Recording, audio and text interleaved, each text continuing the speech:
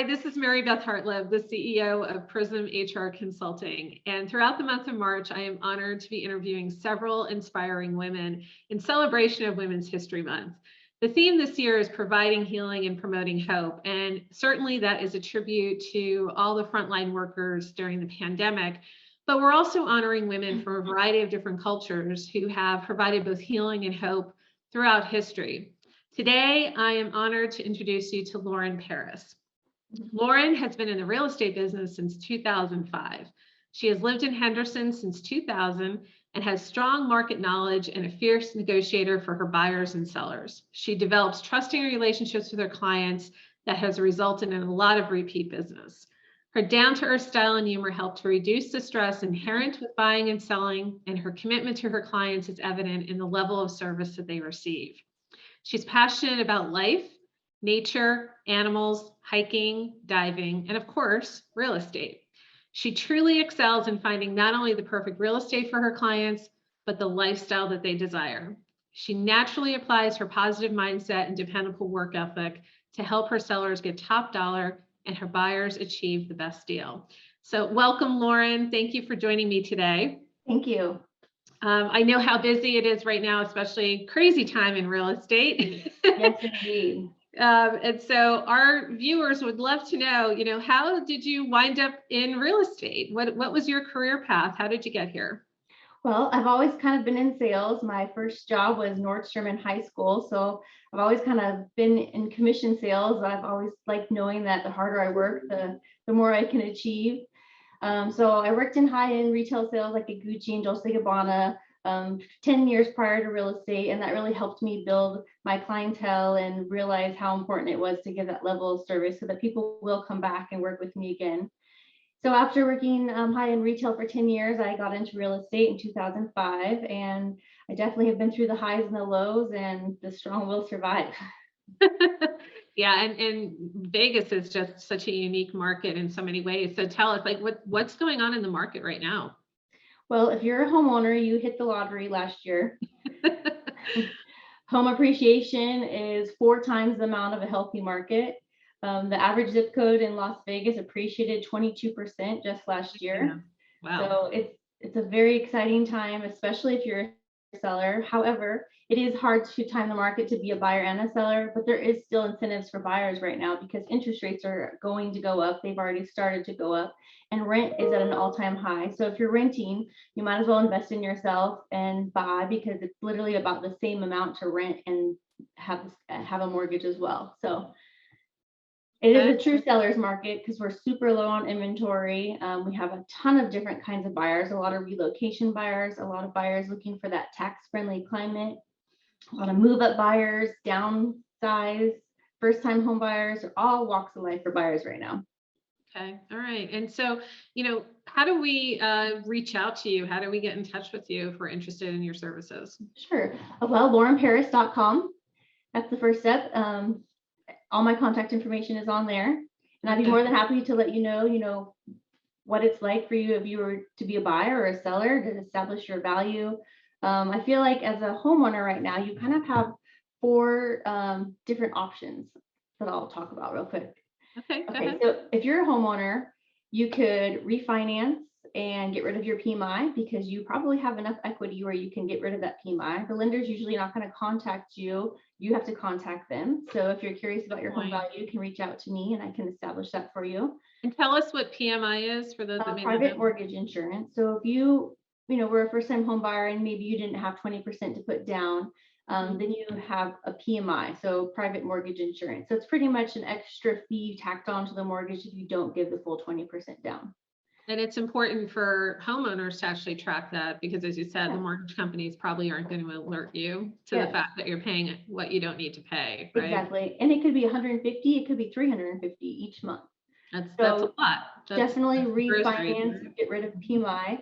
You could cash out and refinance and remodel your house. If you love where you live, remodel it and make it so you love it.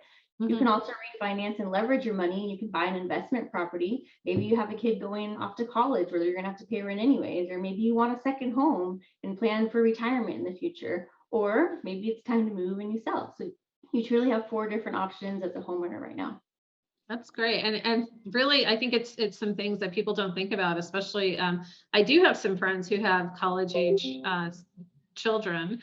And instead of, them doing the on-campus housing and paying the university for that housing, they've invested in a condo, for example, or something along those lines. So that's really a great tip as well. And so what about, that those are for the homeowners. What about those that are, renting right now? How do you make the case that it's better to own versus rent? Well, if you're renting, your rent has probably increased or about to increase. Rent has increased 50% in the last 5 years. I did not know that. And that's in Southern Nevada just Yep, alone, in just Las 50%. Vegas, Henderson area. Wow. So, and Okay. and then the rental market is very similar to the buyer's market. There's not a lot to choose from. People are asking for triple deposits. They're asking for pet deposits. There's multiple applications. So you might as well invest in yourself, have tax write-offs, write off your property tax, write off the interest that you pay, and paint the color of walls that you want, and redo Right. your backyard and have barbecues at your house and have a pool and free entertainment. Homeownership is, the key to success for most investors. And I've read too that usually it's someone's largest investment over their lifetime. So it Truly. really serves you well if you have a property, and especially in our market where it's appreciating so much. I mean, that is your investment. That's what you take into retirement as well. Exactly. And you can always, leverage it. So if you were a first time home buyer, you buy it as an owner occupied home, you put 5% down, you live in it for a year or 2 years to avoid capital gains. And then that's your stepping stone. You use that as your nest egg to continue on your investments. Excellent. And so you're very successful, very well known out here. You and I've known each other quite a long time and have actually done some real estate transactions together. Yeah. So I'm curious though, what do you owe your success to, or to whom? Well, my personal life is very fulfilled and I'm very happy there. I would say my past clients, it truly is my bread and butter. I don't just, close a deal and never see them again. I really like to keep that door open with my past clients and go to coffee, cocktails, and just keep that communication open because they already know, love, and trust me. So it's very easy for me to get referrals. And it's fun to go to clients, and hang out with them and catch up and see their newly renovated bathroom when they invite me over. So I would say I owe it to my past clients and the loyalty that they show me. Okay. And so, we're doing this project. This is a passion project of mine. And, one of the things I've learned so much through doing this and doing these interviews. One thing I've realized is I'm very lucky. I mean, I'm surrounded by incredibly brilliant, successful women that I consider in my tribe. And, we're also celebrating Women's History Month. And so, how does the theme for Women's History Month, which is providing healing, promoting hope, really resonate with you in both your personal and professional life? Well, I truly feel like, most people can have that positive mindset if they, get up every day and they have that routine and they get fresh air and exercise and they surround themselves with like-minded people and are always striving to do better and have that good work ethic and building your confidence among all that. I feel like, you definitely can be empowered by your peers and be successful and confident and get to the next level no matter what you're doing, especially for women. I agree. I agree. And so in many ways we're role models, for other women. And we have women that have come before us that we can certainly thank for helping us get to where we are today. So I'm curious, if you had one piece of advice, what is that one piece of advice you'd like to share with other women? I would say don't be scared to try something new. And, there's always going to be obstacles, but there's always a solution every time. I need to trademark that in my business and personal life. There's truly always a solution in most cases. So I feel like you just have to be positive and know that there's something good around the corner or it's meant to be that way. And you just have to roll with the punches sometime and just have that positive mindset most of all.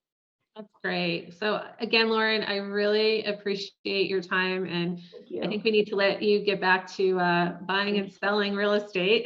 Thank you very much. But thank you for your time and sharing your wisdom and your success story with us. I greatly appreciate it. Thank you for having me on. I appreciate it.